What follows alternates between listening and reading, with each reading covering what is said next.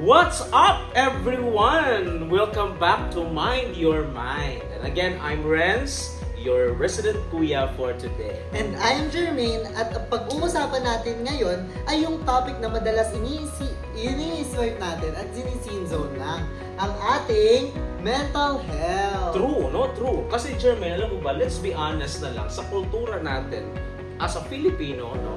Pag sinabing tawag nito, depressed o anxious yung isang tao, ang lagi nating naririnig na sagot ay, tulog mo lang yan, o kaya, tawag nito, nag-iinarte lang yan. Alam niyo as your kuya, no, gusto kong sabihin na, sa inyo na hindi yan totoo, no? Hindi yan totoo. Sobrang common kasi nung OA mo naman, di ba? Kaya tuloy, maraming natatakot na magsalita. So, Kuya Renz, break it down for us. Bakit nga ba kailangan natin na seryosohin yung mga ganitong bagay? Unang-una, we have to understand that, tawag nito, na ang mental health is health, no? Period, no? Period.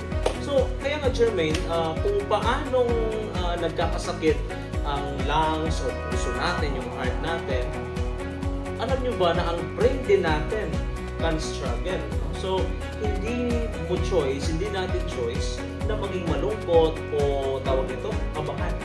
Pero, Kuya Renz, paano mo malalaman kung bad day lang ba to or mental health issue na talaga?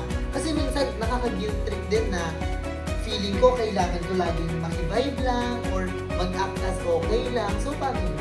So, well, we have to look at the patterns. No? Merong mga patterns yan kasi. No? So, kung yung lungkot o kaba natin, o yung kaba mo, hindi na nawawala for weeks and apektado na lahat, yung paaralan, yung school mo, yung trabaho mo, o kahit yung simpleng tawag nito, pagkain at pagtulog mo, apektado na. So, maybe that's a sign, no? So, again, sa pa nga sa book na nabasa ko, it's okay not to be okay, but I want you to remember this, that hindi ka nag-iisa, no? Hindi ka nag-iisa sa laban na yan o sa dilim.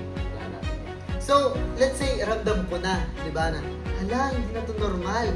Ano yung first step na kailangan kong gawin, brother? Is it, kailangan ko ba na mag-therapy na ba agad? Kasi medyo intimidating yung mga ganun eh, di ba? I believe the art of therapy, no? So, para sa akin, maybe therapy is one of the goal, no? Yung therapy.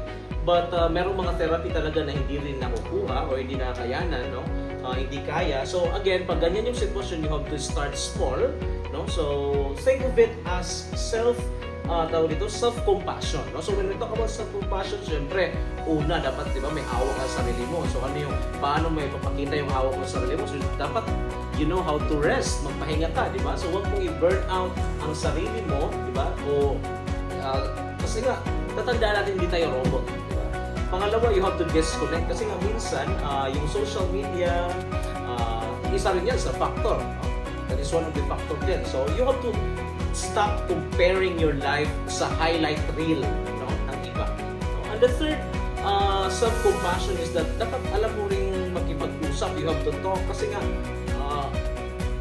ngayon, sa panahon ngayon, dapat ka nang humanap ng isang tao o feeling mo safe space mo siya. So, isang tropa o pamilya, family member na alam mo, tawag nito, hindi ka i-judge. I love that. I love that word, safe space, no? Kasi minsan kailangan lang natin na may makikinig sa atin, yung hindi tayo bibigyan ng advice agad-agad, at saka hindi tayo agad-agad sa sermonan, di ba? So yeah, I love that, safe space. Yeah, yun, correct yan, Jermaine. No? Kaya nga po, para po sa ating mga tagapakinig dyan, no? Na may o sabihin natin, meron kong isang kaibigan na na-open up mo, please, as your kuya, pakiusap, no? Stop saying, kaya mo yan, no? Isipin mo lang yung mga mas nahihirapan sa iyo. Kasi ngayon yung common eh, yung mga narinig natin eh. Diba? Guilty ako dyan dati, kuya. Kasi, yun nga, ganyan din ako dati. Pero realizations hit me. Invalidating their feelings doesn't solve the problem. Mas okay pa nga atang sabihin na I'm here for you, di ba? Hindi ko man fully naiintindihan, pero nandito lang ako. Just to show na nandyan ka talaga for them, di ba? Yeah, that's exactly. That's why empathy over sympathy. No? So again, hindi kailangan ng lecture ha, tandaan natin yan. So kailangan ng presensya talaga.